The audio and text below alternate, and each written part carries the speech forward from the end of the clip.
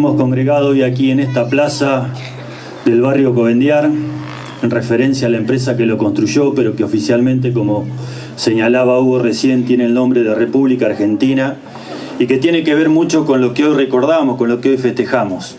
Una fecha fundante de nuestra nación, como lo fue la Revolución de Mayo de 1810 y la constitución de nuestro primer gobierno patrio. Y la primera dificultad cuando uno trata de reseñar un momento histórico es de dónde comenzamos, porque está claro que en la continuidad todos van siendo consecuencias de anteriores y causas de futuros. Pero muy rápidamente, cuando los españoles lograron dominar estas tierras, América, instituyeron como sistema de gobierno el virreinato. El primero fue el de la Nueva España en 1535, cuya capital fue México y abarcaba todos los territorios de América del Norte y parte de Centroamérica. Y el segundo, el virreinato del Perú, en 1542, hace mucho tiempo ya, en el cual abarcaba los territorios desde Panamá hasta el sur de Sudamérica, excluyendo lo que los portugueses habían dominado, básicamente el Brasil. Y al pasar las décadas, ese centralismo desde Lima estaba claro que no podía controlar semejante territorio con problemas geopolíticos evidentes como la presión de los portugueses sobre la banda oriental. Y ya próximo al siglo XVIII, el virreinato del Perú sufre dos desprendimientos muy importantes. El virreinato de la Nueva Granada, cuya capital era Bogotá, al norte de Sudamérica, y el virreinato del Río de la Plata en estas tierras. 1776 de manera provisoria y de manera definitiva en 1777 por entonces Carlos III, rey de España, con sus órdenes para la creación de este virreinato. Fecha muy importante también para nosotros los rojenses, porque 1777 es la fundación de nuestro pueblo, coincidente con la del virreinato. El virrey Ceballos, todos conocemos la historia, envía al sargento mayor don Diego de Trillo a fundar nuestra ciudad sobre las márgenes del río Rojas. Pero en términos históricos, el virreinato del Río de la Plata fue muy efímero, duró muy poco, solo 33 años. Por varias razones, había motivos internacionales muy fuertes. La revolución en Estados Unidos, 1776, y su independencia de la Gran Bretaña, que consagró los principios de la libertad, de la igualdad del hombre, del derecho de propiedad, del sistema republicano de gobierno, y un poco más tarde, en 1789, la Revolución Francesa, que consagraba los derechos del hombre y del ciudadano, y la tríada de la libertad, la fraternidad y la igualdad. A eso se sumaba la declinación del Imperio Español y la incipiente revolución industrial. Todo eso influyó sobre estas tierras, que además traía problemas aparejados, principalmente la diferencia que existía entre los que habían nacido aquí y los que habían venido de la corona española, de la península ibérica. A los nuestros se los denominaba los criollos, los patriotas, y a los ibéricos, que respondían a la realeza española, los realistas. Y esas diferencias se fueron profundizando ya sobre fines del siglo XVIII, y trajo aparejado un acontecimiento muy importante ya entrado el siglo XIX, las invasiones inglesas, la primera de 1806, la segunda de 1807, donde tuvimos que defender nuestro territorio sin la ayuda de la corona. Ahí aparecieron patriotas relevantes que tendrían importancia más adelante, como Cornelio Saavedra, que encabezaba el regimiento de patricios. Y luego vino la sonada de Álzaga en contra del virrey Ceballos, y un poco más tarde, en 1809, revoluciones en el norte del virreinato, en Chuquisaca, en La Paz, ambas pertenecientes a las provincias de Charcas, que todas fueron aplastadas por el gobierno realista, pero que evidenciaban la descomposición del virreinato del Río de la Plata. Y así, muy rápidamente llegamos a mayo de 1810, que es el motivo principal que nos convoca hoy aquí, claro está. Y el 13 de mayo, al llegar una fragata al vecino puerto de Montevideo con las noticias de que la Andalucía había caído en manos de Napoleón y por lo tanto se había disuelto la Junta Central que gobernaba en nombre del rey, se generó un gran vacío aquí en el Río de la Plata. Y entramos ya a la semana de mayo. El 18, más precisamente, aparecieron patriotas relevantes que tendrían importancia más adelante, como Cornelio Saavedra, que encabezaba el regimiento de patricios. Y luego vino la sonada de Álzaga en contra del virrey Ceballos, y un poco más tarde, en 1809, revoluciones en el norte del virreinato, en Chuquisaca, en La Paz, ambas pertenecientes a las provincias de Charcas, que todas fueron aplastadas por el gobierno realista, pero que evidenciaban la descomposición del virreinato del Río de la Plata. Y así, muy rápidamente llegamos a mayo de 1810, que es el motivo principal que nos convoca hoy aquí, claro está.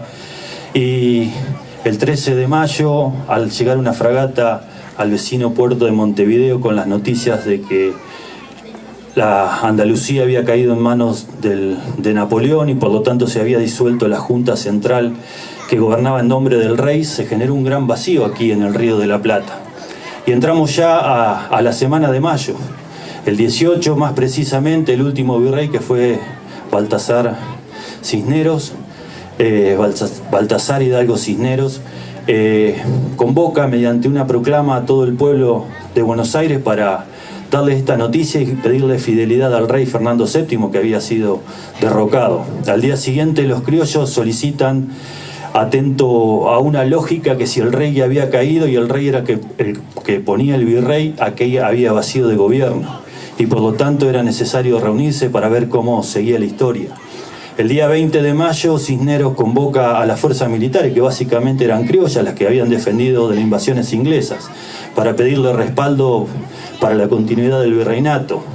Y las fuerzas criollas se niegan a eso y solicitan el cabildo abierto. El 21, una muchedumbre en la Plaza de la Victoria, hoy Plaza de Mayo.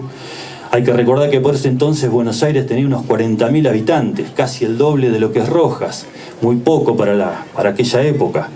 El día 22 se produce el cabildo abierto, es una fecha muy importante esa. En ese cabildo abierto se anotaron unas 450 vecinos, participaron solo unos 250.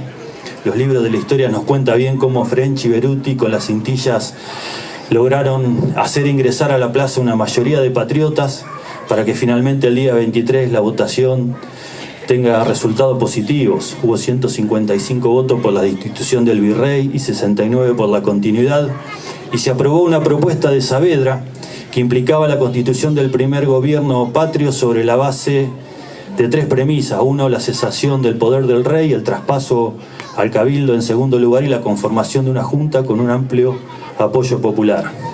Ese gobierno lo encabezó Cisneros con 2 españoles y 2 patriotas que fueron Saavedra y Castelli, pero duró un suspiro porque la población de aquel entonces no quería saber más nada ni con Cisneros ni con lo que tenía que ver con el virreinato del Río de la Plata hasta entonces, y por lo tanto el 24, el día previo a nuestro primer gobierno patrio, fue un día de agitación, de sublevación militar.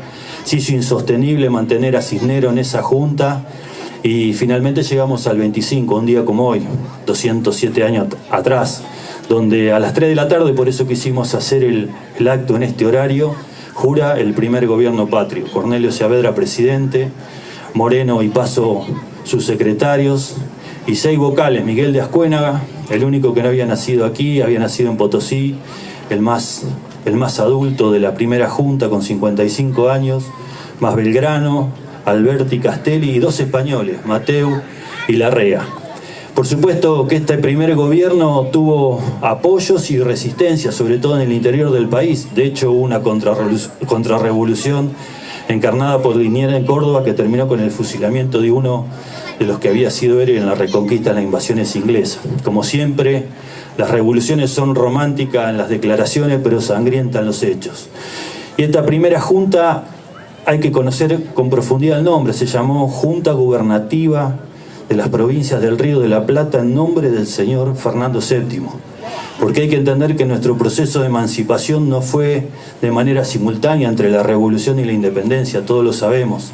Sobre fines de 1810, la primera junta mutó a la Junta Grande, en 1811 el primer triunvirato, en 1812 con la llegada de San Martín el segundo triunvirato, luego vino la Asamblea del año 13, que consagró la figura de los directorios, que fue el germen del presidencialismo en la Argentina, y así llegamos a 1816, como todos sabemos, el 9 de julio declaramos nuestra independencia.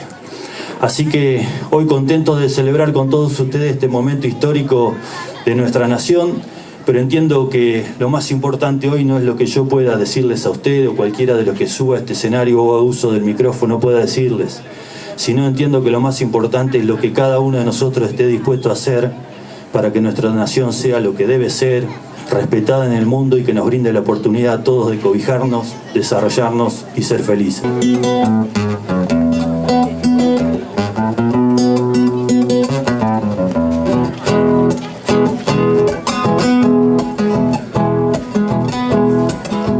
El sol del 25 viene asomando, el sol del 25 viene asomando, y su luz en el plata va reflejando, y su luz en el plata va reflejando.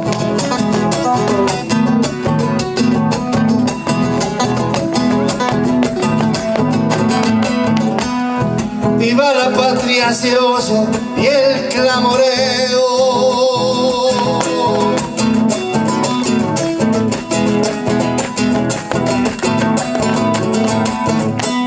Que hace sentir la sangre cierto hormigueo. ¡Ahora se anda!